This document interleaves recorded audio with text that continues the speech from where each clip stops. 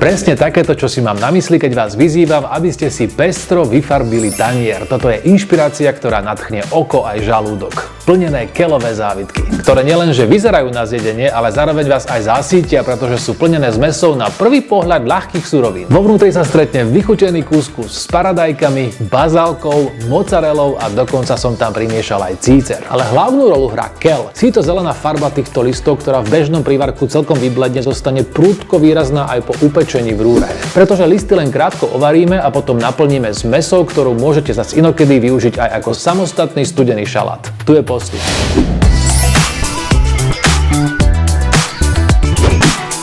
Potrebujeme jeden keľ, presnejšie len 8 vonkajších listov a zvyšok zužitkujete do ďalšieho jedla. Jednu cibuľu, 3 strúčiky cesnaku, varený cícer, mozzarellu, kuskus, čerstvú bazálku a sušené paradajky. Omáčku vytvorí paradajková pasata a potrebovať budeme čierne korenie, soľ, trochu olivového oleja aj vodu. Celý zoznam je v recepte pod videom a všetko na stole zase z plnochutných potravín jeme. Keľ má výživný zoznam vitamínov a zdravotných benefitov. Mne osobne hrá na úplne iné chuťové poháriky ako kapusta. Aj listy z hlavky keľu sa odlamujú jednoduchšie. Na tento recept potrebujeme 8 kúskov, pre krajší kontrast je ideálnejšie použiť vonkajšie listy, ktoré sú tmavšie a síto zelené. Pred blanšírovaním pripravíme veľkú nádobu s ľadovou vodou.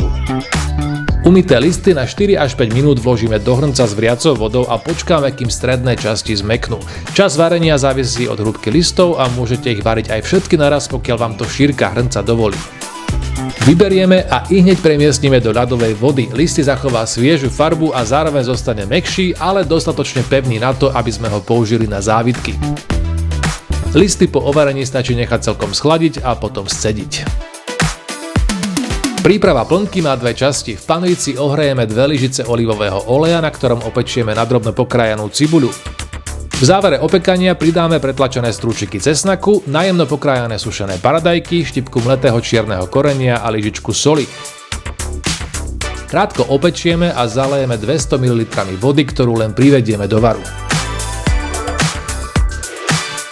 Kuskus má pôvod v severoafrickej kuchyni, vyrába sa zo semolinovej múky a netreba ho variť. Kuskus len nasypeme do základu v panvici, ktorú odstavíme od tepelného zdroja, všetko krátko premiešame a necháme aspoň 10 minút spariť pod pokrievkou. Mozzarella, teda čerstvý ručne ťahaný syr z kráľovského mlieka, svojou textúrou plnku nádherne spojí. Vybral som tieto artigiana mozzarellové guľôčky z Talianska. Pridáme ich k varenému cíceru a spoločne pretlačíme, prípadne môžete syr samostatne najprv postrúhať. Napokon pridáme aj zahŕsť čerstvo posekanej bazálky a už aj vychladnutú zmes z panvice. Všetko premiešame a ešte aj ručne premiesíme tak, aby sme získali rovnomernú hmotu.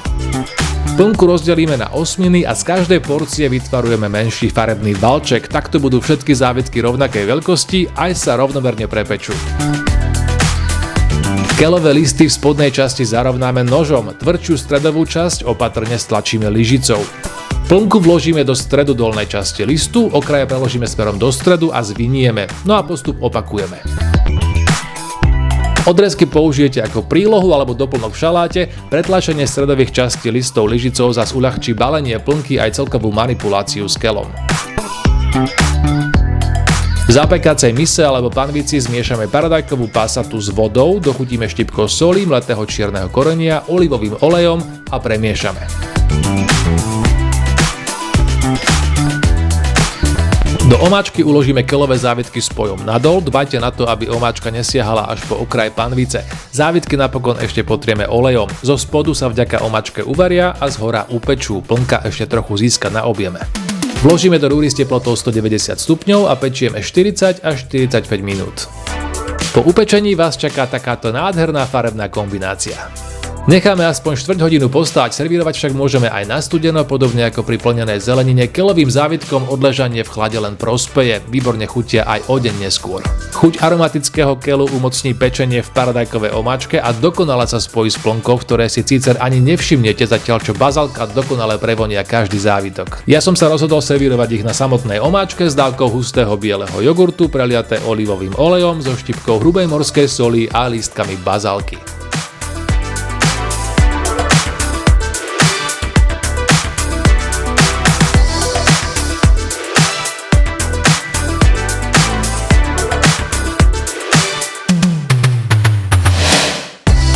Najradšej mám, keď sa dá jedlom kochať až tak, že je to vlastne škoda zjesť. Ale toto nie je škoda zjesť. V podstate je z toho nastúdeno aj jedlo do ruky, také mega sushi. Rovnaké závitky pripravíte aj z kapustných listov, ale iba s keľom dosiahnete tento farebný kontrast aj chuť. Recept je dole pod videom aj so všetkými surovinami, ktoré som nakúpil v Jeme plnochutných potravinách. Vyskúšajte aj vy a potom mi do komentárov napíšte, ako to dopadlo.